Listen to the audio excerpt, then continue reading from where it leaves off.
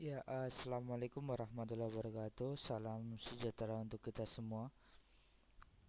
Semoga kalian dalam keadaan sehat walafiat. Amin ya rabbal alamin. Nah, untuk pertemuan pertama mata kuliah KIJ ya, Keamanan Informasi dan Jaringan, kita di sini akan membacakan bagaimana sih kontrak belajar yang ada dalam mata kuliah Keamanan Informasi dan Jaringan. Nah, di sini saya akan membacakan tentang agenda belajar ya, khususnya mata kuliah keamanan informasi dan jaringan. Nah, yang pertama itu di sini saya akan menjelaskan kontrak belajar tentang mata kuliah KJ. Yang kedua itu tentang sistem perkuliahannya gimana selama 1 semester. Kemudian tentang aturan perkuliahannya seperti apa.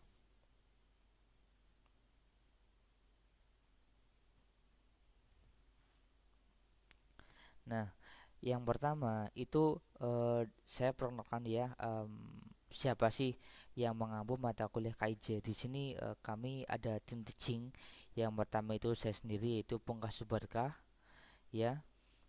Ini nomor WhatsApp saya. Kemudian ini email saya, email ya, subarkah@amikom.com. Nantinya untuk penugasan menggunakan email ini nanti dikirim ke email ini.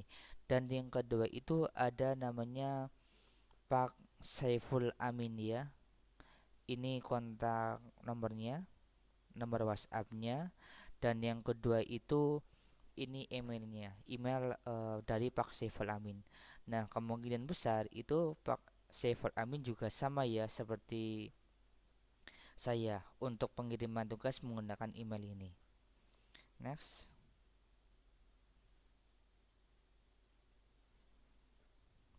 Nah, kemudian kontrak belajar ya, kontrak belajar pada mata kuliah KIJ itu terbagi menjadi 4 bagian. Yang pertama itu ada presensi, ya. Aturannya presensi dilakukan 2 kali ya, sehingga apabila jam pertama terlambat melebihi 30 menit maka presensi dilakukan pada jam kedua. Nah, yang kedua itu ada tugas. Tugas itu ada 3 bagian, ada tugas individu, tugas kelompok, dan kuis.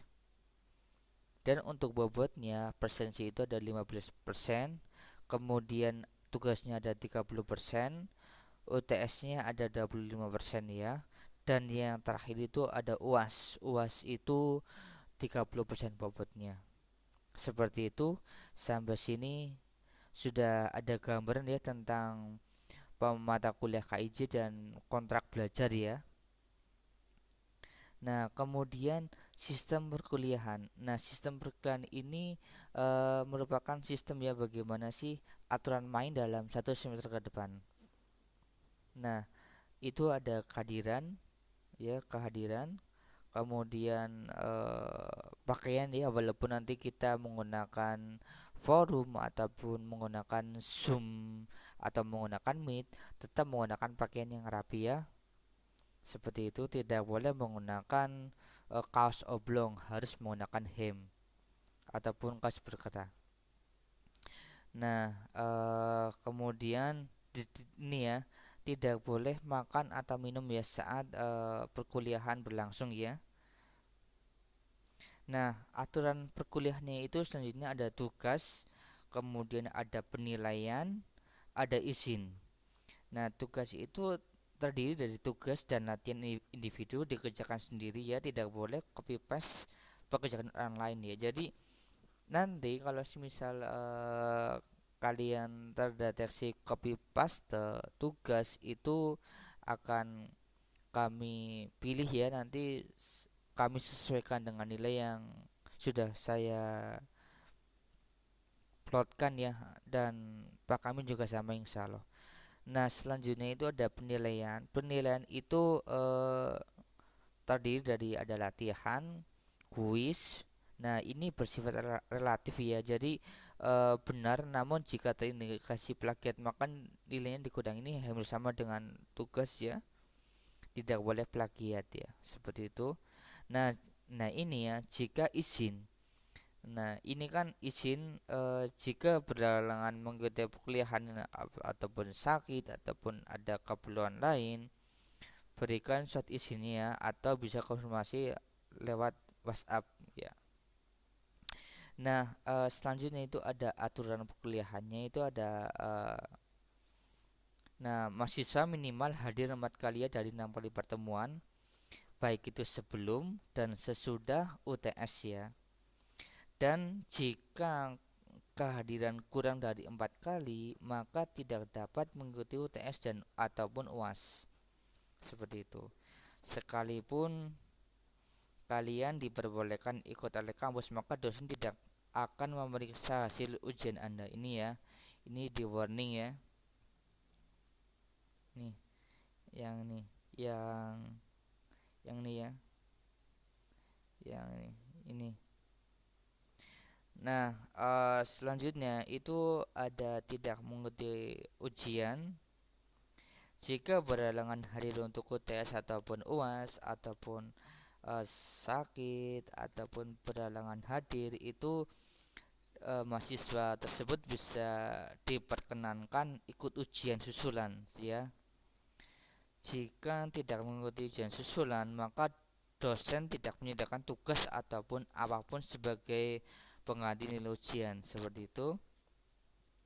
Kemudian bagaimana sih ada bertanya? Nah, ini penting ya karena adab ataupun attitude itu sangat berperan penting dalam kesuksesan kalian ya. Jika kalian sepintar apapun tapi tidak mempunyai adab itu sama saja ya. Jadi lebih baik itu beradab dan mempunyai kemampuan ya atau soft skill yang bagus ataupun yang lainnya. Nah, jika dosen tidak akan merespon pertanyaan tentang tugas atau materi ya melalui telepon, SMS atau WA. Tanyakan secara langsung ya jika ada tugas ataupun materi ya tidak dipahami pada saat dosen di kampus ya. Jadi jika kalian ingin menanyakan tugas bisa WA ya pada saat jam kerja seperti itu. Nah, kemudian di sini juga ada kriteria penilaian. Nah, kriteria penilaian itu kami ambil dari sistem ya. Jadi jika nilainya A itu lebih dari sama dengan 80. Jadi otomatis 80 ke atas dapat A. Jika B plus itu 75 ya. B aja 70 ranknya. C plus dari 65, C 60, D 50. Otomatis E di bawah dari 50 seperti itu. Nah, ini ya, kita masuk ya tentang tujuan perkuliahan KIJ. Apa sih tujuan perkuliahan KIJ? Ya, tujuan itu diharapkan mahasiswa mampu ya mengamankan sebuah informasi ya dan jaringan serta mengetahui celah-celah dalam keamanan dan jaringan. Itu target outputnya. Nah, kemudian ini juga ada referensi ya, referensi yang wajib kalian ketahui ya, juga bisa dicari di perpustakaan. Itu yang pertama ada Indrajit ya, Ricardus tentang manajemen keamanan informasi dan jaringan. Yang kedua itu ada Tini Rizal ya, tentang keamanan jaringan dan komputer.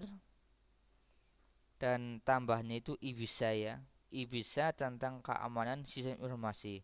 Nah, ini merupakan buku ya yang kami gunakan dalam preferensi mata kuliah KIJ seperti itu. Sampai sini sudah ada gambaran nih tentang kontrak perkuliahan, aturan main perkuliahan, terus kemudian kriteria nilai tentang baik itu nilai A sampai rank E ya.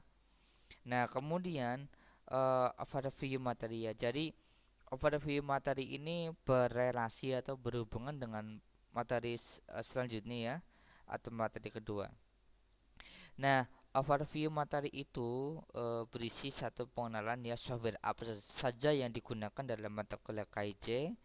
Yang kedua itu tentang pengantar keamanan informasi dan jaringan. Kemudian software apa saja yang digunakan pada mata kuliah ini ya.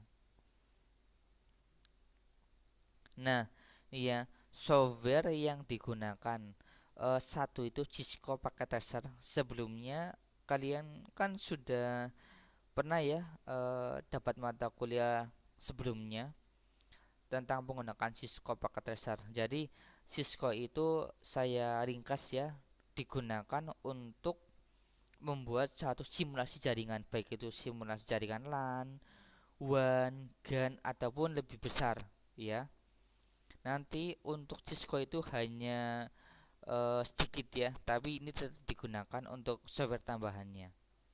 Seperti itu, Cisco ya, Cisco pakai tracer. Nah, ini logonya, simbolnya sebelah kanan ya. Nah, kemudian itu ada VMware.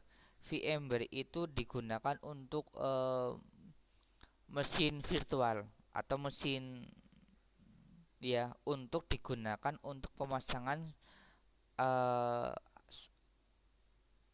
OS ya, operating system ya. Nah, itu logonya ya sebelah kanan ya. Kedua.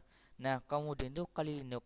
Nah, Kali Linux ini merupakan OS ya, OS yang nantinya diinstal di VMware kemudian kita gunakan untuk mengimplementasikan tentang bagaimana sih mengetahui celah-celah pada keamanan informasi dan jaringan seperti itu ya. Kemudian bagaimana sih mengetahui eh, si korban seperti itu.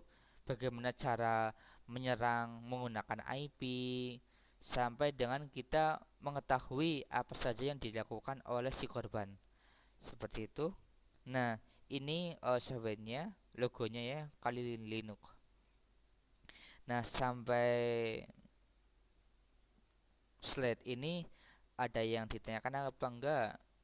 Kalau enggak, alhamdulillah, kami ucapkan terima kasih ya. Apabila banyak salah dalam penyampaian, kami mohon maaf. Saya akhiri pertemuan pertama. Billahi taufik wal hidayah. Wassalamualaikum warahmatullahi wabarakatuh.